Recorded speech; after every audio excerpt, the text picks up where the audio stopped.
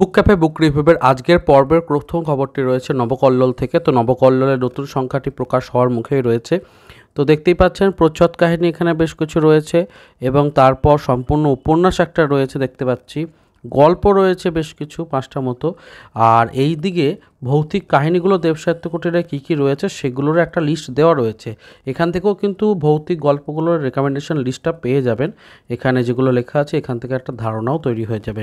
সূচিপত্রে শুধুমাত্র এই প্রথম পেজটি নয়, দ্বিতীয় পেজটিও আছে, চলুন সেটাও দেখে নিই। নবকল্লোলের দ্বিতীয় পৃষ্ঠাতে যেমন দেখতে পাচ্ছি গ্রাফিক নভেল, ভ্রমণ, শরীর স্বাস্থ্য, স্মরণীয় ব্যক্তিত্ব এনাদের নিয়ে লেখা রয়েছে, তেমনই অবশ্যই রয়েছে জুলাই মাসের বিশেষ আকর্ষণ ভূত, অর্থাৎ জুলাই মাসে ভৌতিক সংখ্যা আমরা পেতে চলেছি। এটাও কিন্তু একটা খুব মজার বিষয় হতে চলেছে। তো যাই হোক, আপনারা পারচেস করতে পারেন এই পত্রিকাটি। এগিয়ে যাচ্ছি পরের আপডেটের দিকে। এর পরের আপডেট রয়েছে দ্বীপ সাহিত্য পত্রিকা থেকে। তো দ্বীপ সাহিত্য পত্রিকার লেখক সূচি 2 প্রকাশিত হয়েছে। আমি গত পর্বে লেখক সূচি 1 দেখিয়েছিলাম। ওপরে 2 কোণাতে তো প্রচ্ছদটা আঁকা রয়েছে দেখতেই পাচ্ছেন। এবার কলম ধরেছেন কারা, সেখানে লেখা আছে দীপান্বিতা রায়, চুমকি চট্টোপাধ্যায়, সাগরিকা রায়, জয়তী রায়, দেবদত্ত বন্দ্যোপাধ্যায়, এরকম নামগুলো কিন্তু রয়েছে। কাজেই আমরা খুব ভালো একটি আকর্ষণীয় সংখ্যা পেতে চলেছি। ক্রমশ আরও বিভিন্ন লেখক সূচি প্রকাশিত হবে। এর পরের আপডেট রয়েছে কিশোর বন্ধু পত্রিকা থেকে। তো কিশোর বন্ধু পত্রিকা কিন্তু প্রকাশিত হয়ে গেল, 15 জুন প্রকাশ হওয়ার কথা ছিল। তো অবশ্যই আপনারা এখন কলেজ স্ট্রিটে পেয়ে যাবেন। আর তাছাড়া প্রি বুকিংয়ের ডেটটা কিন্তু 23শে জুন পর্যন্ত রয়েছে। কাজেই 15% ছাড়ে আপনারা 315 টাকাতে বইটা কিন্তু কিনে নিতে পারবেন। এবং পত্রিকাটির দাম বা কমবে কিনা সেটা যত দিন যায় জেনারেলি পত্রিকাতে কিছুটা ছাড় বেশি দেওয়া হয়, যখন কয়েকটা কপি বাকি থাকে তখন একটু ছাড়টাকে বাড়ানো হয়। তো যদি মনে হয় যে এটা রিজনেবল হচ্ছে না প্রাইসটা আপনার জন্য, তাহলে সেক্ষেত্রে কিছুদিন অপেক্ষা করতে পারেন। আগামীতে মানে যখন আর কিছু কপি থাকবে তখন হয়তো বা কিছুটা ছাড় বাড়লেও বাড়তে পারে। এগিয়ে যাচ্ছি পরের আপডেটের দিকে। এর পরের আপডেট রয়েছে শপিজেন প্রকাশনী থেকে। তো শপিজেন প্রকাশনী থেকে দেবদত্ত বন্দ্যোপাধ্যায় রুবাই যখন গোয়েন্দা নামে একটি বই আসতে চলেছে, মূলত কিশোর কাহিনী, কিশোর গোয়েন্দা সিরিজ। এবং রুবাইয়ের আমি একটা গল্পের ইলাস্ট্রেশন করেছিলাম গত বছর আনন্দকাননের শারদীয় সংখ্যাতে। আমি গল্পটাও পড়েছিলাম। আমি বলবো যে যারা কিশোর, যারা 13, 14, 15 এইরকম বয়সের, তাদের কিন্তু খুব ভালো লাগবে। কিন্তু যদি আপনি ম্যাচিওর পাঠক হন, মানে বড় লেখা পড়েছেন, মোটা মোটা গোয়েন্দা গল্প পড়েছেন, তাহলে কিন্তু আপনার মনে হবে ব্যাপারটা খুবই সরলসিধে। কারণ গল্পগুলোতে জটিলতা কম রেখেই একদম সিম্পল ওয়েতেই বিষয়গুলোকে আলোচনা করা রয়েছে। তো সেজন্য যারা ছোট বাড়ি তাদের জন্য কিন্তু ভালো একটা অপশন হতে পারে নতুন এই আসন্নপ্রায় বইটি। এগিয়ে যাচ্ছি পরের বইটির দিকে। সম্প্রচারিত হয়ে গেল নতুন একটি গল্প, যেটা গত বছর ভূতভূতম 1430 সংখ্যাতে প্রকাশিত হয়েছিল, আবির রায়ের গরুদ্দার। গল্পটি কিন্তু বেশ ভালো এবং আপনারা কিন্তু বিভাগ অ্যাপেতে শুনতে পারবেন। তো এখন তো সম্প্রচারিত হয়ে গেছে, তো আপনারা চাইলে অবশ্যই শুনে নিতে পারেন। এগিয়ে যাচ্ছি পরের আপডেটের দিকে। অভিক দত্তের বাজ সিরিজের একটি নতুন গল্প আসতে চলেছে কাহন নামক ইউটিউব চ্যানেলে অডিও স্টোরি রূপে। তো অভিক অর্জুন দত্তের বাজ সিরিজের অপারেশন বালোচ নামে যে গল্পটা আছে সেটা কিন্তু অনুষ্ঠিত হবে খুব শীঘ্রই। এর আগে কিন্তু দ্বিতীয় আর একটি যে গল্প ছিল রাজকন্যা উদ্ধারের ওপরে, সেটা কিন্তু সম্প্রচারিত হয়ে গেছে অলরেডি। তো এবার এই গল্পটাকে তো দেখা যাক, ভালোই হবে আশা করছি। আমি দ্বিতীয় গল্পটার অডিও সম্প্রসারণটা সম্পূর্ণ শুনেছিলাম, আমার কিন্তু বেশ ভালোই লেগেছিল। এগিয়ে যাচ্ছি পরের আপডেটের দিকে।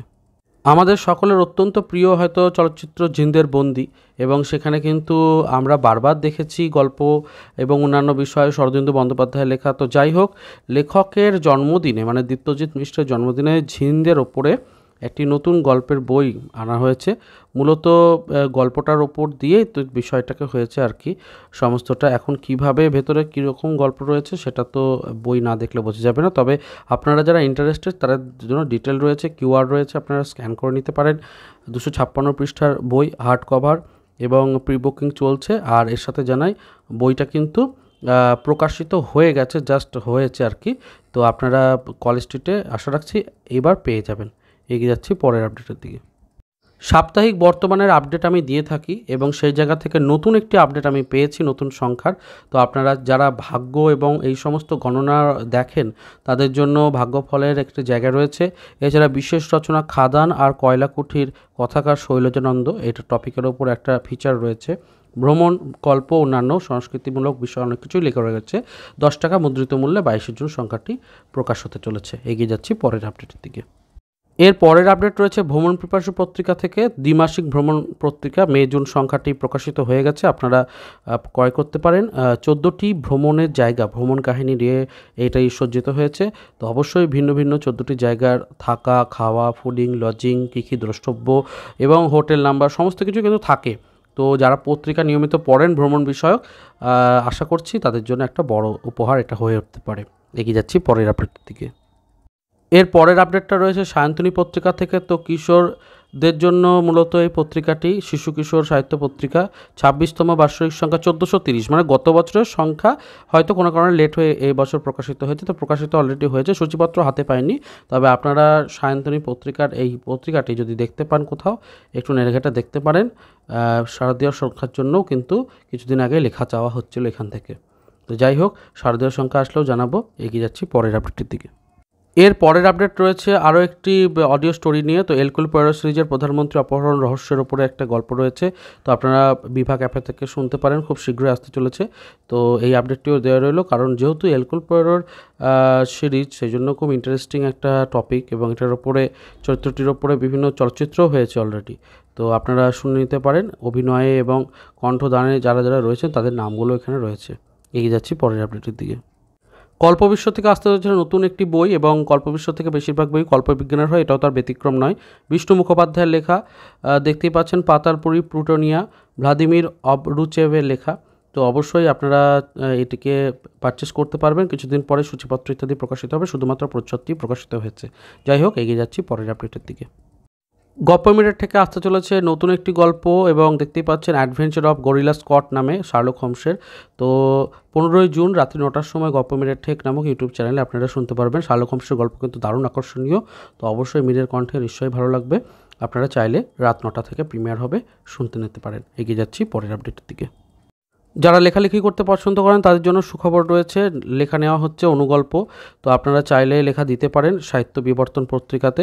তো এখানে নিয়মাবলী সবটাই লেখা রয়েছে, 30শে জুনের মধ্যে লেখা পাঠাতে হবে, সময় কিন্তু বেশি নয়।